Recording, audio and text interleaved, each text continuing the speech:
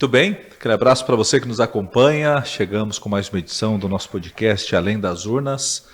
Está comigo aqui o Dr. Fabrício Kleinbing, como geralmente acontece em alguns episódios aqui do programa. Uma hora é o Fabrício, outra hora é o Pedrinho, mas sempre com convidados muito especiais. E hoje nós recebemos na mesa para uma discussão muito boa, muito saudável sobre política, o ex-vereador patobranquense, foi candidato a prefeito por 2 vezes, disputou eleições como deputado estadual, para deputado federal, enfim, ele tem aí em sua história 7 eleições disputadas, um grande legado enquanto vereador aqui desta cidade. O nosso convidado é Nereu Ceni, o qual eu já deixo os meus cumprimentos neste momento. Nereu, seja bem-vindo, um prazer receber você aqui no podcast Além das Urnas. Olá, Aislan, Fabrício. Agradeço a oportunidade de estar aqui no Além das Urnas, né? Um bate-papo sobre política, sobre gestão pública, que você me falava no intervalo, quando nos apresentamos. E se eu puder contribuir com alguma coisa, será grande satisfação. Olha, Fabrício, eu não sei, mas eu desconfio que um cara que disputou 7 eleições é um cenário interessante para isso que nós trouxemos aqui quando foi criado Além das Urnas, né? Seja bem-vindo mais uma vez, Dr. Fabrício. Obrigado, Aislan, satisfação mais uma vez aqui contigo e hoje com o nosso mestre aqui, presidente do PCdoB aqui de Pato Branco, Nereu Ceni. E olha, Aislan, já tentei tirar esse homem do PCdoB, já fiz vários convites para ele vir para o PDT, mas ele é fiel à sigla dele. E diz que não vai sair, né, Nereu? Vai morrer no PCdoB. É isso? Olha, eu não diria isso, porque eu não sou um determinista, né? Não vou saber. Aliás, se eu soubesse isso, eu ia aproveitar e ia pegar já os números da Mega Sena. Não sei o que Deus reserva para o futuro.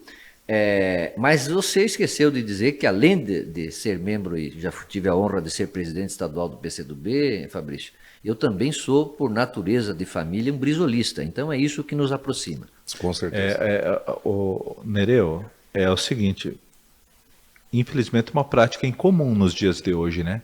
Esse amor ao partido. Hoje a gente vê que muitos políticos trocam de partido como se fosse trocar de camiseta. Eu quero saber o que te mantém firme e forte no PCdoB. É esse estilo brizolão de antigamente ou não? Olha, eu sou de uma família de pessoas que militaram na política. Alguns foram candidatos, outros não, mas sempre envolvidos. E a minha juventude, minha infância e juventude, ela foi num período em que nós não poderíamos estar fazendo o que fizemos aqui. No período do regime militar, que na verdade era civil-militar, que não era só militar, né? Porque tinha muito civil ganhando fortunas aí no meio dessa história toda, né? As minhas referências políticas, a minha referência política era o Brizola, que aqui para o sul do Brasil, particularmente para o sudoeste do Paraná, oeste de Santa Catarina, oeste do Paraná, que somos colonizados por gaúchos ou descendentes de gaúchos, a voz do Brizola era uma voz, era e é, hoje, obviamente, por não ter mais no convívio, né, porque faleceu há algum tempo, mas a referência política saudável era o brizolismo. Era o cidadão que tinha coragem de bater de frente, de fazer as denúncias, de dizer que o dinheiro tinha que ir para a educação, que caro era a ignorância, né? Mas é caro fazer escola, pagar bem professor, caro é ignorância. Então eu fui criado nesse meio político, e esse é um meio político contestador.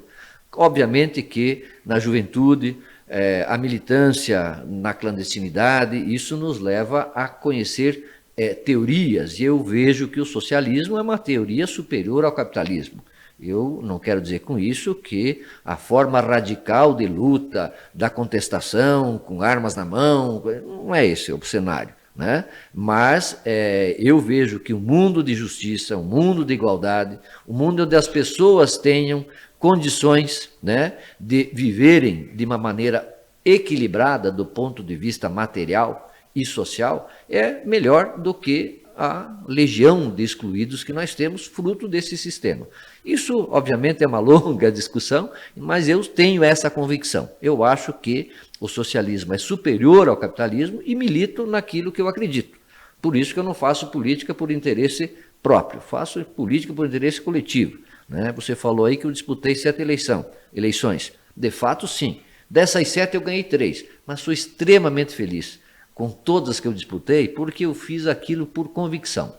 Né? Às vezes a gente ganha, que nem no futebol, né? Só tem 3 resultados. Na eleição só tem 2, ou você ganha ou você perde. Mas você se conduzindo da maneira que você acredita ser a correta, você sempre vai ganhar. Então eu me sinto vitorioso em todas essas disputas que eu fiz. Ainda sobre essa questão dos partidos, doutor Fabrício, qual a sua opinião? Tem muito assédio hoje em dia, por que a gente percebe hoje grande movimentação de políticos trocando de partidos diferente do que acontecia antigamente? O que mudou na tua opinião? Bom, primeira coisa, nós temos uma situação econômica dentro da política que tem um peso muito grande, né? Então, o fundo eleitoral, que movimenta hoje, na última eleição, 5,5 bilhões de reais, ele dita, via de regra, as filiações. Nós temos hoje no Brasil partidos, e eu diria que são a maioria, que não se identificam nem sendo de esquerda nem sendo de direita. Por quê? O lado político deles é o lado que pagar melhor, é o lado que conseguir levar esse candidato para ter uma estrutura de campanha que faça ele vencer as eleições. E aí a gente tem inúmeros exemplos para citar, né? Veja, eu estou falando aqui em nome do PDT, sou presidente do PDT, sou coordenador regional do PDT, numa semana lastimável para o PDT, onde o Ciro Gomes sai do PDT, vai para o PSDB, e eu te diria, não é por fundo eleitoral, é por questão de não concordância com a política atual do PDT. Mas aí nessa dança das cadeiras, o PSDB, Nereu, deve estar sendo o 8º, 9º partido do Ciro Gomes, veja. E é um político tradicional do Brasil, é um político que já militava nos anos 80 na política do Brasil. Então, Aislan, eu acho que assim, hoje nós estamos contaminados com essa situação da busca por recursos para fazer as campanhas. Você tem, e tivemos aqui em Pato Branco esse cenário de modo muito claro. Eu, na eleição municipal de Pato Branco, conduzi o PDT para uma reformulação onde havia um princípio de diálogo com o atual prefeito, que era do Podemos, né? Eu tenho uma relação com o senador Álvaro Dias, é meu cliente do meu escritório, nós nos conhecemos e tal, e o Álvaro Dias é o cara que coordenava o Podemos, o partido Podemos aqui na cidade de Pato Branco. Esse diálogo que começa em dezembro de 2023 entre PDT e Podemos, ele culmina numa coligação entre o PDT e o PL. Por quê? Porque naquela circunstância em específico, o atual prefeito Gerri foi convidado a integrar o PL num fundo eleitoral para custear a campanha generoso, que nenhum partido, nem o Podemos, nem o PDT, nem o PCdoB conseguiriam marcar, né? Então eu te diria hoje é uma questão meramente econômica, e o Nereu, estando no PCdoB tantos anos e fazendo essa política por convicção, é um exemplo, sem dúvida, a ser seguido, porque é raro, mas raríssimo na política, não só nacional, como patobranquense, inclusive. O Nereu, até tô pensativo, se chama o seu Nereu. Não, chama de Nereu, chama de Ceni. O meu nome de guerra nas campanhas é que assim... Aqui chamam Ceni. Ceni, mas veja bem, hoje nós fizemos campanha digital. Na época que eu fui a primeira vez candidato a vereador, era uma campanha extremamente física, de contato físico, inclusive. Né? Inclusive aliás, os candidatos que concorreram comigo até hoje não gostam muito de mim. Não é pela disputa. É porque eu iniciei um processo de fazer campanha em Pato Branco, que era de visita de casa em casa. Isso dá um trabalho, um esforço desgraçado. Né? E os caras, para concorrer, tinham que fazer também. Mas assim, escrever Nereu Faustino Ceni numa cédula, que era impressa, é um nome muito comprido. Então foi abreviado para Ceni, 4 letras, fácil de gravar, entendeu? E por isso que ficou de Ceni. Nereu Faustino Ceni, se resume a Ceni, é mais fácil. Exatamente. Né? Nessa sua trajetória enquanto político, né? Quais as diferenças que você vê da política atual para a política do tempo que você foi vereador pela primeira vez, por exemplo, lá em 89, entrando ali nos anos 90, você veio de uma reeleição, aí deu um certo tempo, voltou novamente ali nos anos 2000. A tua vereança em Pato Branco deixou que lembranças? Muitas e muito boas. Eu tive a honra de ser eleito na primeira eleição que o meu partido foi permitido disputar desde 1962. Então eu disputei a eleição em 1989. Né? De 62 a 89 o meu partido era clandestino. Obviamente que eu não poderia, nem eu nem ninguém. os militantes do PCdoB participavam de eleições através de outro partido, que era o MDB, só tinha 2 partidos, ou era Arena... Ô, Nereu, deixa eu abrir um parênteses. Na reabertura democrática, né, início dos anos 80, por exemplo, o PDT foi fundado em 79. Mas ele foi oficializado como partido em 82. Por que o PCdoB já não entrou nessa... Porque não nos foi permitido. Nós só tivemos essa opção, essa oportunidade, com uma emenda em 85 do presidente Sarney, porque o Sarney, o regime militar estava tão desgastado, e você vai lembrar disso, né? Talvez não pela tua idade, que isso é um pouco mais novo, mas pela história, como advogado, enfim, como pesquisador aprofundado da política. A redemocratização do Brasil foi uma grande costura. Foi uma costura que pegou Tancredo Neves, que era até alguns anos antes um opositor, mas um opositor que lá nos anos 61 chegou a ser a única vez que o Brasil teve a oportunidade de ter um primeiro-ministro, que foi o parlamentarismo. Que, aliás, essa foi uma proposta que foi derrotada depois de um plebiscito, acho que em 92, se não me falha a memória. Né? Esse é um outro capítulo interessante. O Tancredo Neves era tido como um cidadão, um conciliador, uma pessoa de composição, que para conseguir ser candidato foi pegar quem de vice? O Sarney, que era há 2 anos antes presidente da Arena. Né?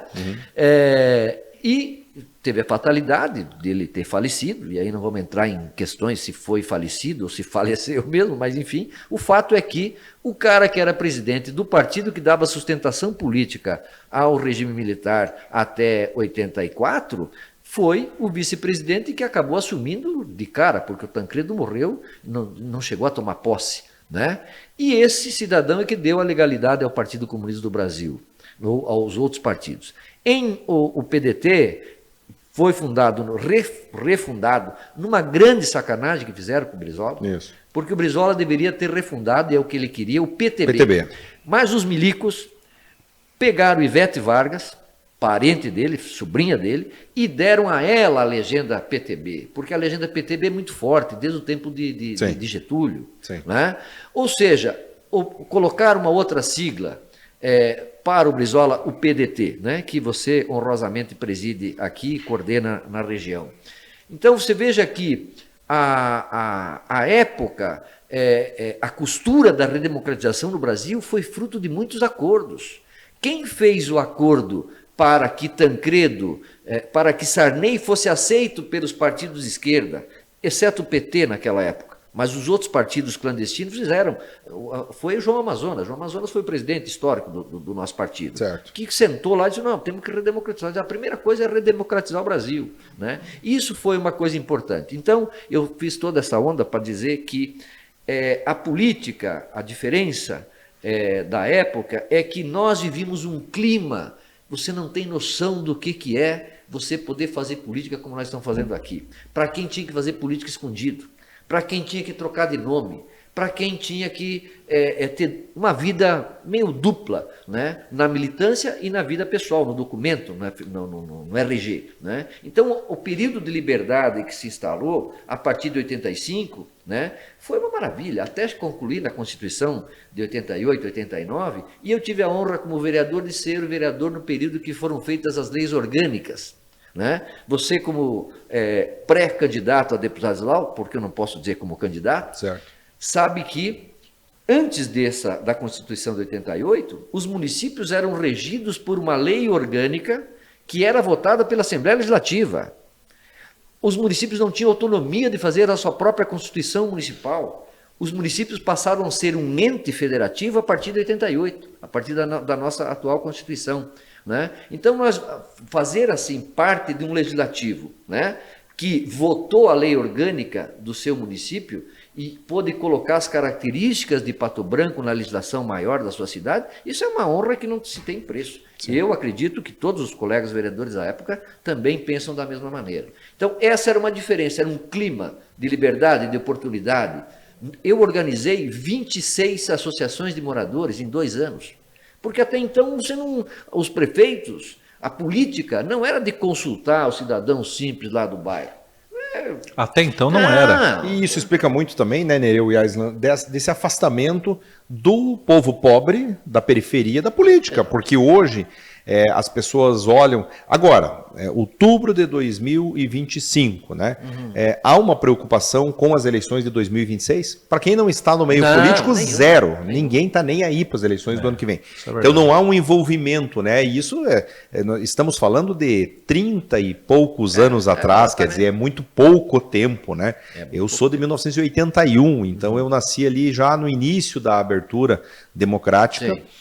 E percebo o quão difícil Aislan, uma das coisas mais difíceis para um presidente de partido é formar uma chapa de vereadores. Nossa, Cara, terrível. ter uma nominata de vereadores aqui em Pato Branco são 11 cadeiras, 11 mais 1, 12 cadeiras, é um negócio, você conseguir cumprir com a cota de 30% de paridade de gênero, que via de regra é de mulheres, mas olha, eu estou indo para Barracão fazer uma reunião lá na fronteira, e lá em Barracão nós temos o contrário, um partido formado só por mulheres, é difícil ter homens, o 30% de homens. Mas é uma exceção. Raridade. Você ter mulheres na chapa de vereadores é uma batalha, isso é coisa para daqui 50 anos, 60 anos, 80 anos, estar mais equilibrada no Brasil, né?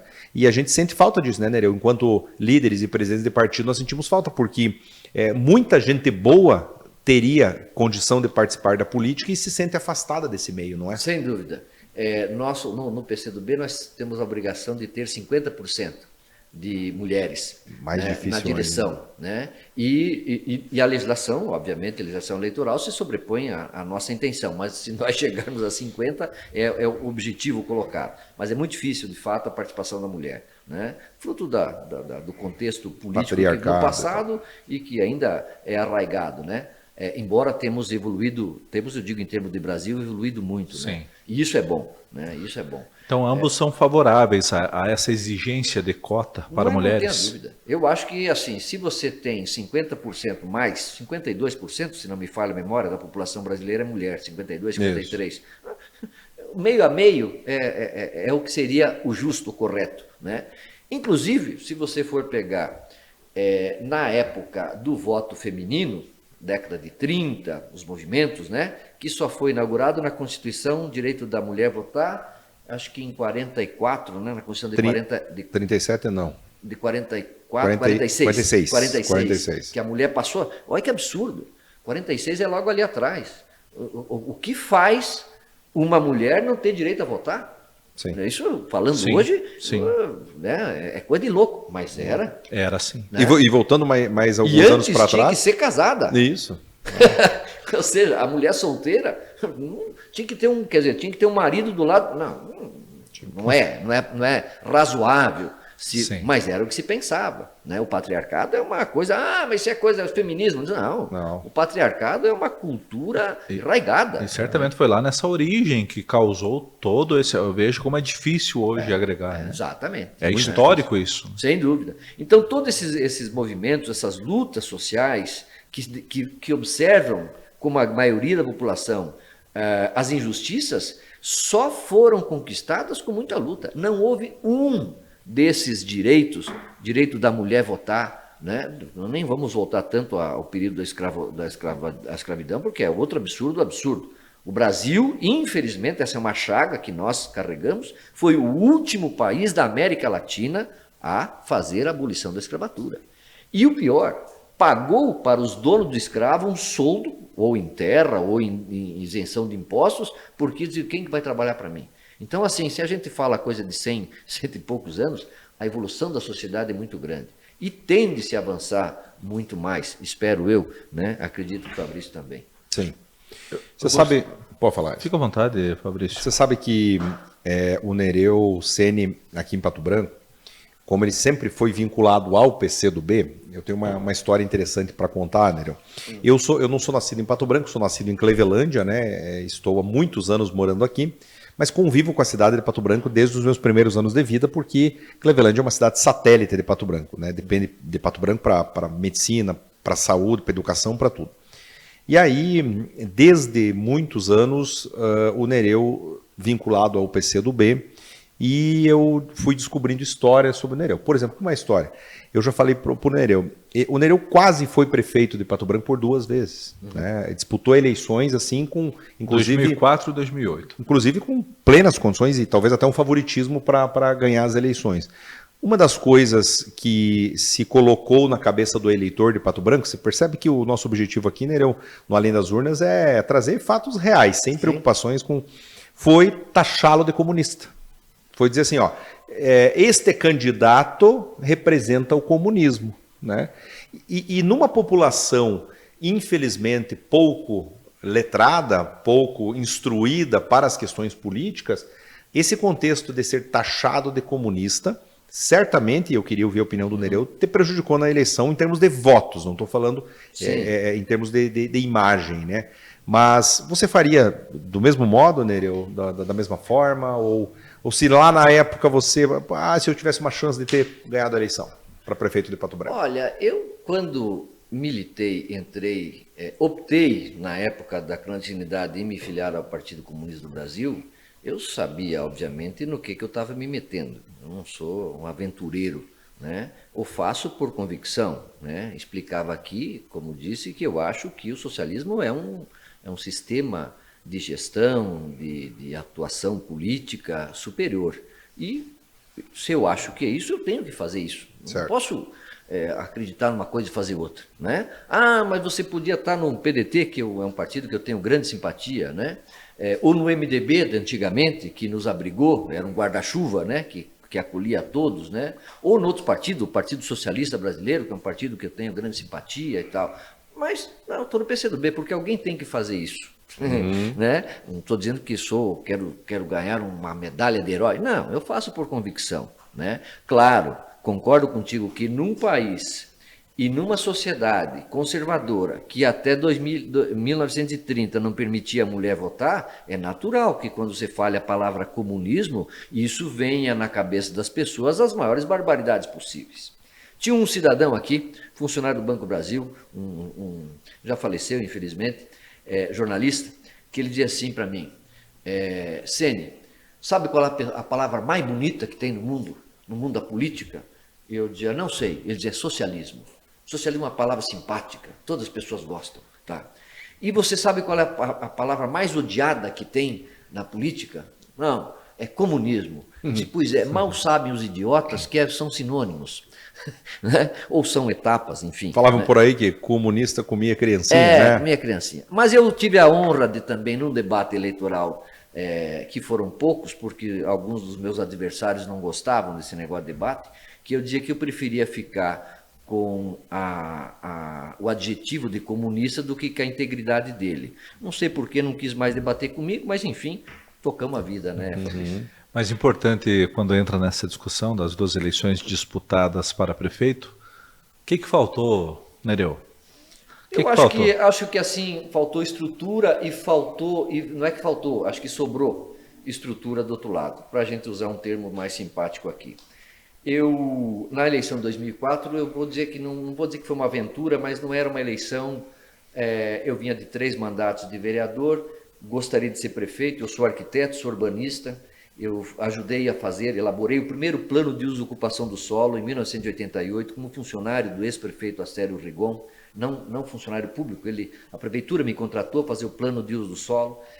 Estava começando na Constituição de 88, que foi um grande avanço, doutor Fabrício, que os municípios passarem a ser entes federativos, eles passariam a ter direito a estabelecer as suas políticas públicas de gestão do seu território.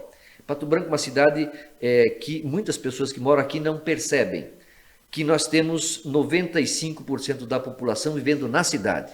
É uma cidade extremamente urbanizada no sentido de população urbana, né? E um território pequeno, comparado, por exemplo, com a tua Clevelândia, ou com a minha Chopinzinho, é uma cidade, ou com a tua Mangueirinha, vamos dizer assim, né? É um território muito pequeno, mas bastante concentrado. Então, o plano diretor diz a Constituição, e ainda só foi regulamentado com o Estatuto da Cidade, diz lá que os municípios passavam a ter o direito de tratar da sua política urbana. Como eu sou arquiteto, tenho um pé no urbanismo, que é o meu veio, vamos dizer assim, Elaborei, fui convidado e fiz o primeiro plano diretor de Pato Branco. E nisso eu pude entender melhor a nossa cidade. A sua topografia, a distribuição de população, o bairro São João que está excluído totalmente. Veja que absurdo, você fazer um plano de uma cidade onde você pega as pessoas e exclui elas para lá da rodovia. Hoje é longe, imagine isso nos anos 80, era muito longe. Né? E, quantos habitantes tem hoje pro lado de lá? São João, Alto da Glória, Vila Esperança, Planalto 1, Planalto 2? Nós temos quase 6 mil pessoas só no Planalto. Eu acredito que haja entre 15 Planalto, e 20 Bela mil. Vista, Alto da Glória, São João, eu digo para lá de lá da rodovia, né? Sim. Que tomara eu moro lá, inclusive, do lado de lá. Aeroporto. Né? Eu acho que nós temos aí alguma coisa em torno dos 35% da população de Pato Branco. Passávamos ontem... Dá mais do que municípios vizinhos. Isso. Sim, só o bairro Planalto nós temos mais que Vitorino. Passávamos ontem no bairro Planalto e comentávamos sobre isso. Não há praticamente opções de restaurantes, lojas de roupa, pouquíssimas farmácias, né? Praticamente o que há são serviços públicos colocados lá, escolas e postos de saúde. Mas tudo que precisa de comércio tem que direcionar para o centro. E aí tem a transposição da rodovia. Que ano que foi isso, senhor Nereu? Não, ali primeiro... Bom, quem fez isso? Eu entendi o problema que vocês levantaram. Agora, quem fez isso? Ali teve coisas assim, vamos dizer, acertadas. Por não ter um plano diretor, isso é dos anos 70. Não quero assim cometer equívoco e dizer quem era o prefeito, porque eu não me lembro, eu ainda era muito novo, né? Mas enfim, nos anos 70 existia tanto é que o Novo Horizonte era chamada de Oca 2 e o Planalto era chamada de Oca 1, né? Oca era o nome da companhia que veio construir as casas, que são casas usadas com recursos do Fundo de Garantia do Trabalhador, né? E que na época eram administradas pelo BNH, pelo Banco Nacional da Habitação. E esse BNH, ele construía casas populares numa política de busca da casa própria, obviamente com recurso público, e que eram financiados, por poucos anos terminaram os pagamentos, 30, 40 anos, acho que eram os planos de pagamento. Bom programa do ponto de vista habitacional, mas péssimo do ponto de vista de entender a cidade. Porque como não existia uma política em que o município tivesse autonomia, vinha o quê? A grande construtora, a OCA, com o recurso do governo federal, escolhia o terreno que mais lhe interessava, geralmente longe. Por que longe? Valor, custo. Porque é mais barato. E ela era 100% privada, ela não era uma empresa do Estado. Não, é uma empresa que ganhava uma licitação, uma determinação. Colocava no pior lugar possível para sair barato. Mais barato. E no entendimento que o município ia crescer, de repente estava tudo junto lá. Não houve uma fé, não tinha maldade. Não sei, eu acho que aí a conta foi essencialmente econômica. Agora, se você tem um prefeito com um plano diretor, que obrigatoriamente o plano diretor, por mais que a população não participe, ele tem que ter audiência pública, entendeu? Né? Nós, arquitetos, participamos, quer dizer, se tivesse, por exemplo, você vem um recurso para fazer 300, que lá foram 2 etapas, né? A segunda etapa, eu lembro que eu era vereador, já era na gestão do Paduan e do Delvino, né? Que foi o Planalto 2 lá que chama, né? Que hoje é tudo Planalto, ninguém sabe diferenciar. Sim. Né? Mas aí você já tinha condição de discutir, né? Só que lá tinha tido havia a ideia do CAIC, que é uma grande política, aliás, uma política brizolista, né? Lá concebida por ele e pelo Darcy Ribeiro, que era o CIAPS, né? Sim. E que depois, no governo Collor, foi traduzido para CAICs, né? E o CAIC é uma bela estrutura de escola em tempo integral, né? Isso tudo deu, vamos dizer assim, uma característica importante, né, e saudável do ponto de vista educacional, que é uma política pública prioritária, ou se não a fundamental. Então, assim, mas na época você fazia aqui, fazia ali onde rendia mais. Na verdade, também, para o cidadão que estava recebendo, o que ele queria era a casa, ele não entrava nessa rota de questionamento, né?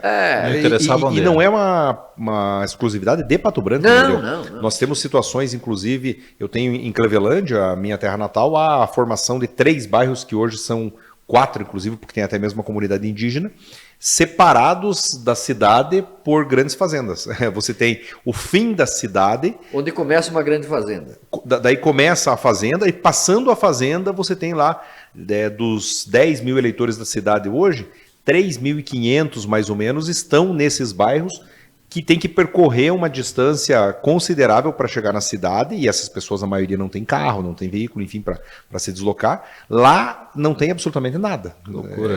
Deixa eu te só tem dizer, as moradias. eu tive também a honra de fazer num órgão que tinha no Paraná, que hoje era o antecessor do Paraná Cidades, que era um órgão chamado FAMEPAR.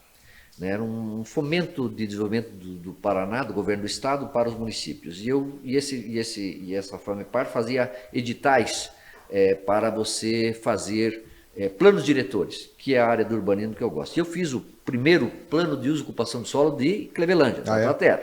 Então eu sei que da Avenida Nossa Senhora da Luz, 3 quadras, quem vai daqui a Pato Branco para lá, à esquerda, dá numa fazenda. Eu não sei quem é o proprietário, também não vem ao caso. Certo. Mas foi, na época, o prefeito da época, disse, olha, prefeito, não tem por que a 3 quadras, coisa de 300 metros da avenida, né? E o senhor ficar espichando a cidade lá para o fundo. O custo de transporte, o custo de energia, o custo de pavimentação, o custo de boca de lobo, tudo isso é custo. Maior. O senhor vai ter um custo para o seu munícipe de deslocamento, tudo é ruim lá onde o senhor quer fazer. Né? Ele disse assim, ninguém quer me vender. Ninguém quer vender para o município. Então fazia 2, 3 quilômetros em vez de fazer 300 metros.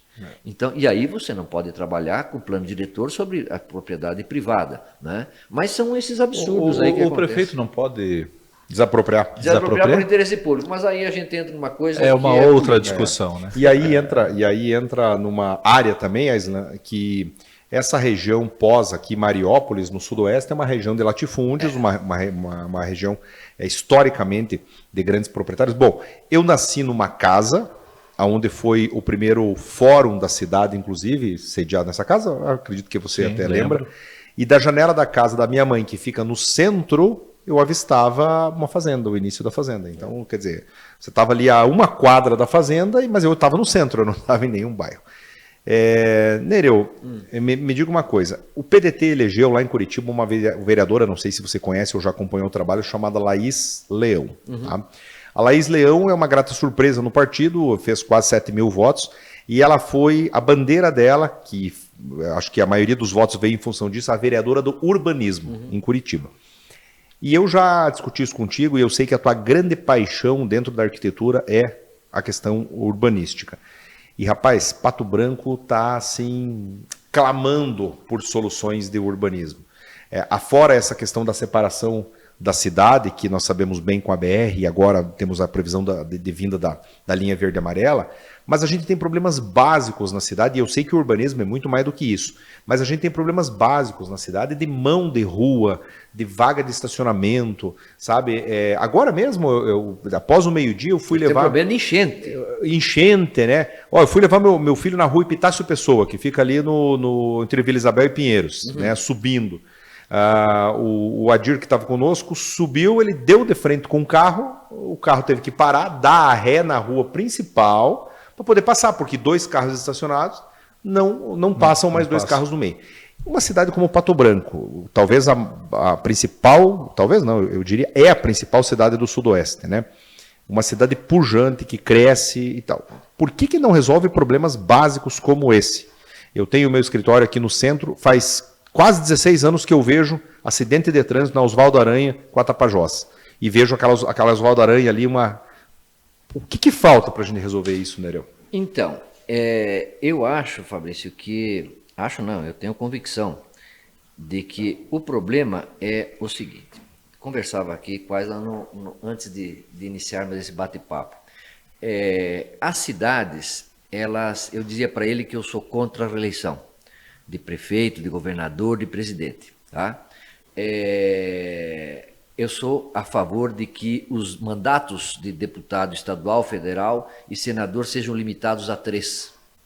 Certo. Né? Não fique bravo comigo, sei que você é pré-candidato, Certo. né? Mas Pra você não tem esse perfil não tem perfil de... Para uma eleição olhando para a câmera, inclusive para ficar registrado e gravado.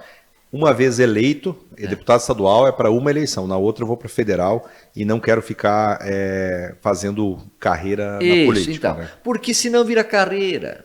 A política, ela deve ser entendida, ao meu ver, como um instrumento de melhoria da sociedade. Certo. Onde diversos partidos de direita, de centro, de esquerda, para que se exerça a representação da democracia conforme a opinião da sociedade, enfim, isso tudo que a gente clama como uma sociedade saudável, né? Eu sou de esquerda, mas eu não acho que o meu partido e todos os partidos de esquerda devem ser extremamente majoritários que não permitam os partidos de centro e de direita. E o inverso também é verdadeiro, porque é no equilíbrio, no debate das ideias, das opiniões, na maneira educada, em que, com o urbanismo, né, com urbanidade, como se diz, né, que é um termo pejorativo, porque isso quer dizer que o cidadão que mora no campo, ele não tem... Né? Mas é um termo que se usa. Né? Ou seja, o respeito. Eu não tenho problema nenhum de debater com um representante, um presidente do PL, que hoje é tido como partido de mais direita. Não é, né? Porque é meia dúzia. Né? Outros partidos mais tradicionais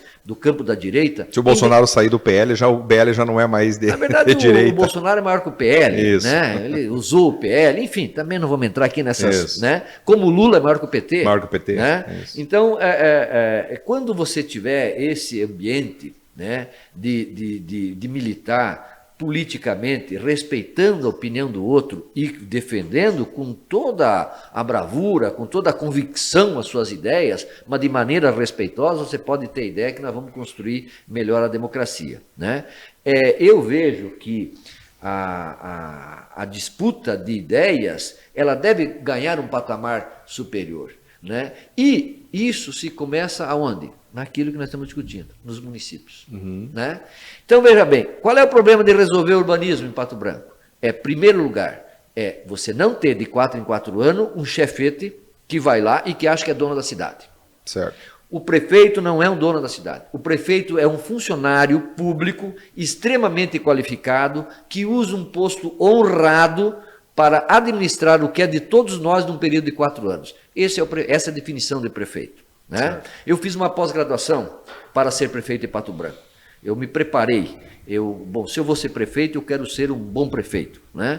Não estou dizendo que seria o melhor prefeito do mundo, mas eu me preparei para isso. Existe no Brasil uma única faculdade, que é a Fundação Armando Álvares Penteado, em São Paulo, que é a renomadíssima FAP, que tem um curso de gerência de cidades. E eu fiz essa pós-graduação, Fabrício, porque eu queria ser um bom prefeito, ou ter elementos que me dessem condições de ser um bom gestor. Na época que tu era vereador. Na época eu era vereador. Certo. Que em 2004 fui candidato a prefeito. Certo. Né, a primeira vez. E na segunda, de 2008, eu tinha convicção que eu ia ganhar a eleição. Mas aí coisas acontecem no meio da história e né, não vamos debater aqui. Então, qual que era a primeira coisa? Eu estruturei um plano de governo em cima de 7 pilares. Um desses pilares era do planejamento urbano. Então, o que eu advogo? É que tenha um órgão, que aqui em Pato Branco chama-se IPUPB, Instituto de Planejamento e Pesquisa Urbana de Pato Branco, depois tiraram um P, que era de pesquisa, né? Mas esse IPUPB, ou alguma coisa parecida, tem que ter plena autonomia para dizer assim, as ruas em Pato Branco, dos novos loteamentos, não pode ter 9 metros de largura, porque vai passar um carro estacionado, vai ter 2 carros passando e se olhar para o lado para ver a vizinha, vai ficar com o pescoço enroscado. Você está entendendo? Então, isso é planejamento urbano. Como é que você vai resolver o problema do trânsito de Pato Branco? Diminuindo a caixa das ruas. Então, o que já era ruim no passado, a nossa avenida tem 25 metros de largura, de alinhamento predial de um lado e do outro. Mais uns 3 metros de calçada, de cada lado e tal, avenida. Tá? Que é o nosso maior corredor. As outras ruas são mais estreitas. E os loteamentos que foram autorizados são ruas de 9, 10 metros. Não existe você ter uma vida harmônica onde... E por que se faz isso? Para gastar menos asfalto? Não, é para ter mais lote. É para vender mais metro quadrado. Tudo em função do lucro. Então isso é uma coisa desumana. Veja... E vou te dar um absurdo, só para te interromper. Nós temos, informação de quem está dentro da prefeitura, mais de 8 mil terrenos vagos legalizados em Pato Branco. Isso é outro absurdo. Isso é ganância. Porque 8 mil, se nós temos uma população de aproximadamente 100 mil habitantes, que tem um crescimento vegetativo de alguma coisa em torno de 1% ao ano, significa que entre os que morrem e os que nascem em Pato Branco é um saldo positivo de em torno de 1.000 pessoas por ano. Cara, 8 mil lotes é jogar dinheiro fora. Não, é porque quando você transforma o alqueire em metro quadrado, a diferença é significativa. Sim. Desculpe, ganha-se muito, né?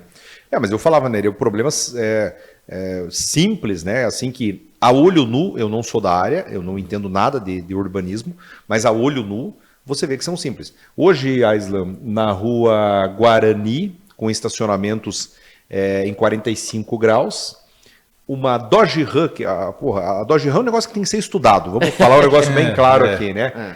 O sinônimo para poucos. O sinônimo de poder no momento do agro, de quem está no meio do agro, é ter uma Dodge Ram. Não passam 2 carros na rua Guarani com uma Dodge Ram estacionada no estacionamento de 45 graus. Ela não cabe na vaga. Não cabe na vaga, né? E daí pagar dois. Isso, mas aí assim, claro, eu não quero condenar aqui, pelo amor de Deus, os fabricantes de Dodge Ram, mas eu quero dizer assim que tem que ser rediscutido isso, porque no momento que você elimina, vamos falar aqui uma coisa que eu sei que vai gerar polêmica, a questão das lixeiras, né? Quando as lixeiras de Pato Branco foram colocadas, tomaram vagas de estacionamento. Teve choro com relação às lixeiras. Então eu percebo que a cidade, nesta fase com 100 mil habitantes, Nereu, ela tem que discutir isso. Por quê? Porque se Pato Branco, Aislan, tiver 200 mil habitantes, né, com sequer os semáforos se conversando um com o outro quadro a quadro, você passa um semáforo no verde, o próximo é vermelho. Aí você para aí abre de novo, aí você sai no verde, chegou no outro, está vermelho de novo. Quando eu entro na Visconde de Guarapuava, em Curitiba, que eu tenho escritório lá, frequentemente eu estou lá, você começa do início ao fim, do alto da 15, lá na curva da República Argentina, e se você for na velocidade indicada, você não pega nenhum semáforo. Todos abertos. Fechado. Claro, se não tiver aquele mega congestionamento. Mas ou nós nos preparamos, Nereucene, ou daqui a 10 anos, 15 anos, e esperamos, Pato Branco vai estar crescendo, vai estar ali com seus 120, 130, 150 mil habitantes, vai parar o centro da cidade. Né? Em 2004, eu propunha que nós tivéssemos o que agora está sendo discutido, e tomara que saia, que é uma perimetral leste, para que todo movimento que vem de Palmas, que não é pouco, Mariópolis, e que não precise passar no centro de Pato Branco, porque quem vem de Mariópolis quer Curitiba. Passando por Pato Branco, vai passar onde? Não vai lá em cima no trevo, antigo trevo da Catane, que se chama, né? E pegar o contorno. Ele vai passar aqui pelo centro. Ou seja, tem que ter uma perimetral leste. Isso eu já propunha em 2004, Fabrício. Mas, infelizmente, eu sempre digo assim, quando você tem um problema de saúde, você vai consultar a sua esposa que é médica, ou os colegas dela, né? Quando você tem uma cidade e está doente, tem que pegar um urbanista. Porque pior que seja, ele vai ter conhecimentos que vão melhorar aquela cidade. Agora, ele tem que ter autonomia. Se não, chega o prefeito e diz, não, ali é do meu amigo, ali não mexe. Ou ali é do meu amigo, ali faz tudo. O financiador. Então, um órgão de planejamento urbano que cuida da vida de 100 mil pessoas é um órgão que não pode viver ao sabor desse ou daquele prefeito, seja ele qual for. Deixa eu aproveitar a sua fala rapidamente e já indo para a reta final, Fabrício, vamos ter que chamar o homem de novo. Tem que. Já escapou todas as previsões de tempo aqui. Mas vamos... Eu sou meio falante demais. Não, mas é conteúdo de qualidade. As reuniões que eu faço com o Nereu, elas não duram menos do que 2 horas, 3 horas. Nereu? Mas já nessa atuada do seu último comentário, eu gostaria que você comentasse novamente essa questão de posicionamento, né? Situação, oposição. Nós vemos hoje um cenário aqui em Pato Branco de vergonha para a cidade. Lideranças constituídas estão com uma linguagem chula, estão com perseguições políticas, estão com dificuldade de entender o que é uma oposição, o que é uma situação, o que é um desenvolvimento da cidade e o que é um prazo eleitoral, porque, como você dizia, quem não está contente que se prepare para a próxima, se candidate e dispute uma eleição. Gostaria de saber o seu posicionamento. Enquanto tiver eleição vai estar bom, ruim é quando não tem, né? Seu posicionamento sobre essa situação atual aqui que o município vive, Nereu. Olha, eu acho que uma das respostas o doutor Fabrício já nos deu. É a profissionalização da política. Né? Se fazia política, e eu adoraria que não houvesse o financiamento público, tá? Para que se fizesse uma disputa a mais equilibrada possível. Porque vamos pegar para o futebol, né? Você torce para que time? Sou corintiano. Corintiano. E você, Fabrício? Atlético Mineiro. Atlético Mineiro. Aí, viu como é que pode? O cara, né, tem uma visão mais, né? Eu sou colorado. Agora, cada um de nós tem o direito para torcer para o time que ele gosta. Né? O que eu não posso é dizer que o corintiano é isso, aquilo, aquele outro, pejorativamente, ou qualquer outro time, né? Porque aí é uma deselegância, né? É um cidadão fora de si. Então, assim, eu pego o exemplo do futebol porque todo mundo tem um time, ou simpático a algum time, Sim. ou a grande maioria, né? Talvez o cara não tenha partido. Aliás, esse é um outro aspecto que nós temos que discutir, Fabrício, o porquê que as pessoas não gostam de partido, Sim. que é um erro gravíssimo, né? Mas assim, quando eu posso assistir contigo um Inter e Corinthians, né? Não vou dizer aqui que eles pegaram um campeonato. Tem aquela polêmicazinha lá, mas 2005. Sentado ao mesmo lado e dizer assim, Deixar pra olha, lá. o teu time está jogando bem, putz, vou ter que me cuidar, né? Bom, ou vou ter que jogar mais para conseguir empatar com o teu, ou até ganhar. Quer dizer, isso se transferindo para a política, dizer assim, pô, eu quero ser vereador, eu quero ser prefeito, eu tenho que me preparar. Eu não posso ir para um debate lá no podcast e falar besteira, ou xingar o meu adversário, né? Enfim, isso que falta. Um lado é a profissionalização, ou seja, muita grana. Tá? A proposta do financiamento público ela não é errada no seu nascedouro, ela foi deturpada. Qual que era a política, a proposta do financiamento público? É para que o partido pequeno, o partido com pouca representação, né, de característica política, pudesse ter um mínimo para disputar com os grandes partidos. Porque senão o pequeno nunca vai crescer. Isso. Né? Então, Sim. esse é o nascedouro do financiamento público. O problema é que fizeram quando algumas maiorias se constituíram, né, em fazer disso um negócio. Então, assim, eu vejo os pré-candidatos aqui iniciando uma luta quase que inglória, mas tendo que disputar com um toquinho da daga, quando sim. o cara vem com um lança-chama do outro lado. Então, isso é uma disputa desigual. Então, o que afasta as pessoas da política é isso. É elas não se sentirem em condições de igualdade da disputa. Porque a pior coisa que tem é você pegar uma seleção do Brasil com o time do interior daqui do... E essa distribuição, disputa igual. Aisling, essa distribuição ela leva em conta o tamanho do partido, mas mensurado em um dado, que é o número de deputados federais. Hoje, há partidos que pouco estão ligando para a quantidade de prefeitos ou governadores ou deputados estaduais que farão. Eles querem fazer... Ou eu falo o PDT hoje, na cabeça do nosso presidente Carlos Lupe, o que interessa? Fazer deputado federal. Porque nós estamos ali no limite da cláusula de barreira e ou fazemos mais deputados federais ou temos que federar, né? Que foi o caso do PCdoB com a Federação Brasil da Esperança. Agora, é um jogo muito desleal. Por quê? Porque esses partidos que detêm muitos deputados federais contam com fundos muito grandes e ainda agravado esse problema para a questão de concorrência eleitoral, Ceni, nesse momento com relação às emendas que tornam os deputados federais os donos do Brasil. Eu diria, tivemos um caso muito emblemático, inclusive, há cerca de 6 meses, 8 meses, de um deputado que foi convidado para ser ministro do presidente Lula, né, foi anunciado como ministro e 1 dia, 2 dias depois ele abriu mão do cargo, porque assim, é melhor ficar como deputado federal. Eu tenho mais dinheiro na minha mão, mais orçamento de emendas PIX do que o próprio ministério. Aí eu acho que é um sistema... Será que tem solução isso aí, Nélio? Tem, eu acho que assim, o problema é que o Brasil a nossa democracia ela é em construção e sofreu um revés terrível recentemente. Né? Por exemplo, quando você tem as emendas PIX, que é praticamente cada deputado, cada gabinete tem um ministério. Sim. Então, o dinheiro público é dinheiro público. Então, o dinheiro que iria para a educação, para a cultura, para a saúde, para a estrada, para qualquer coisa, vai para a emenda PIX. E aí o deputado manda para o prefeito seu comparsa, vou usar o termo de compadrio, né?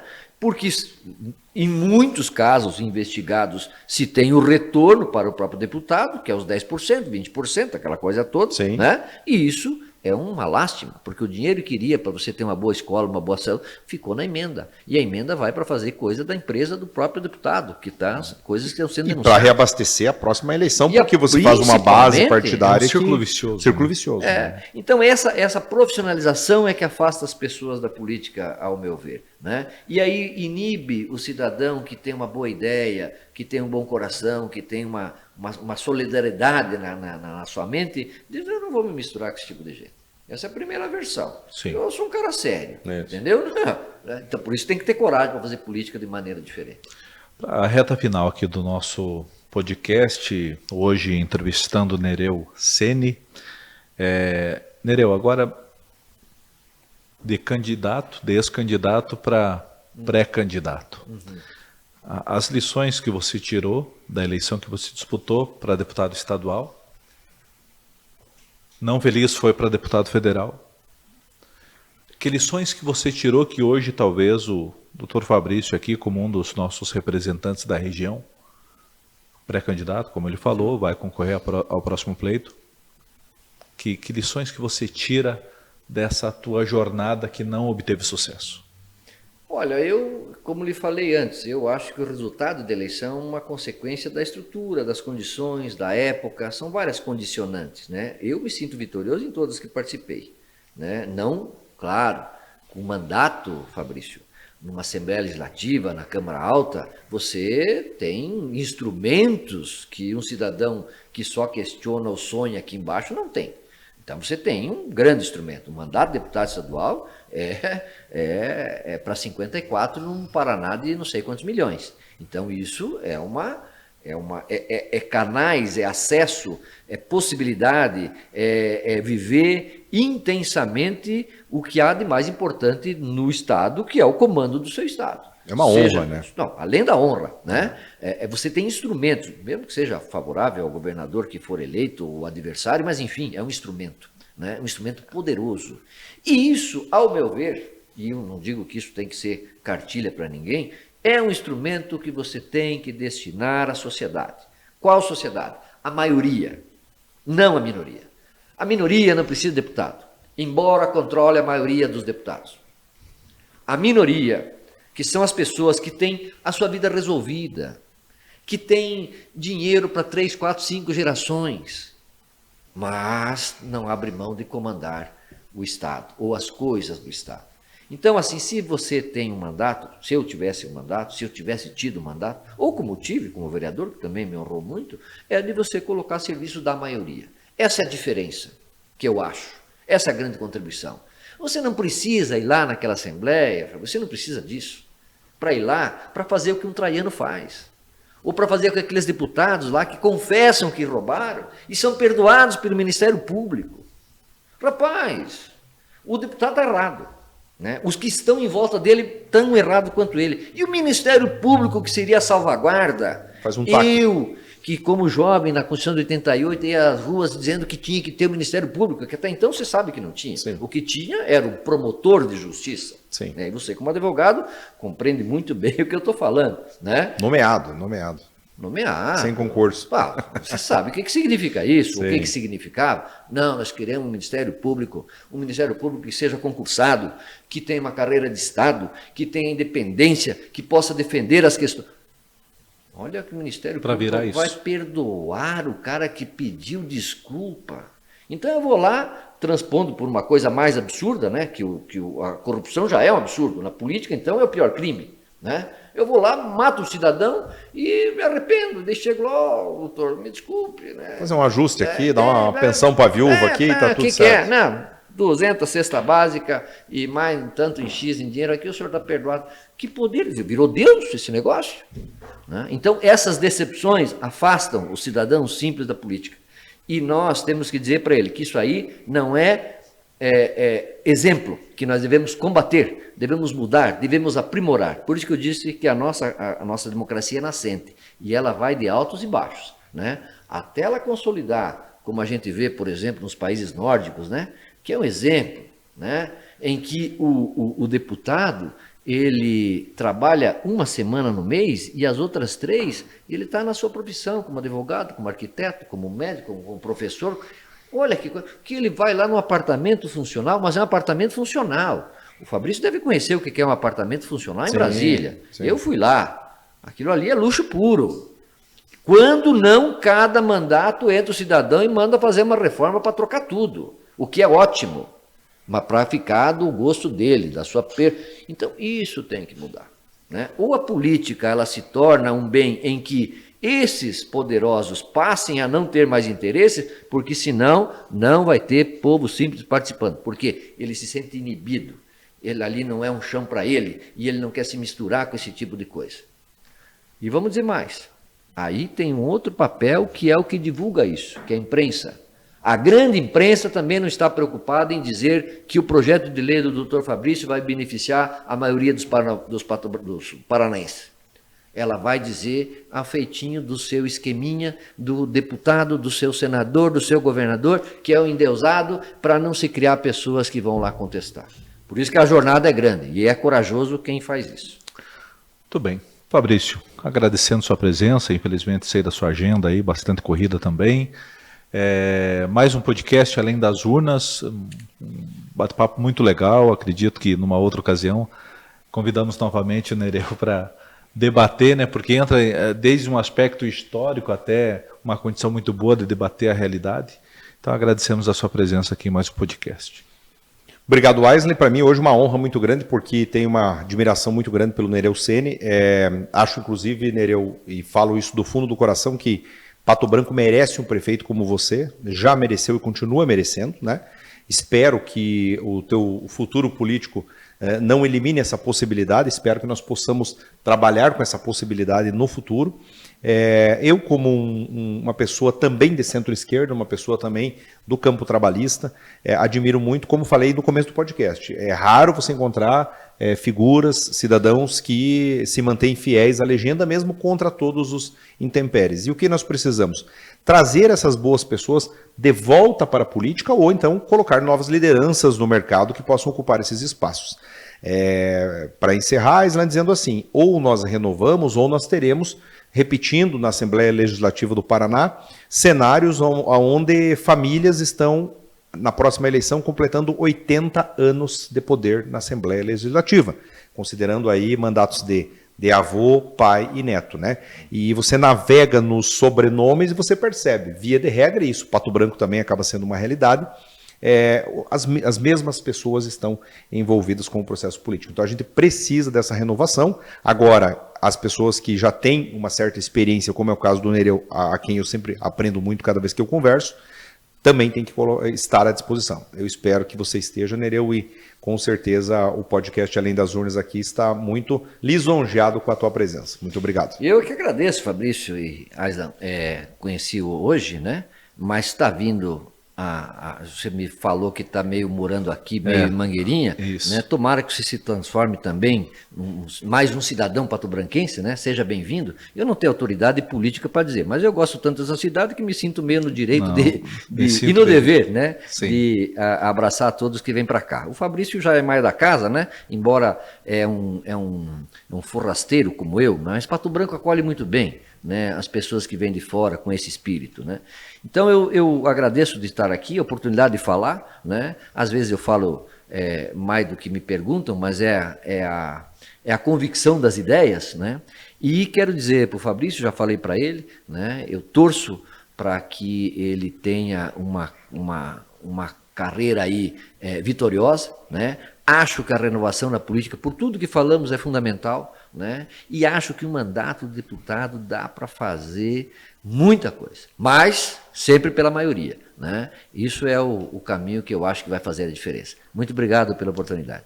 Obrigado a todos, então. Até a próxima edição do podcast Além das Urnas.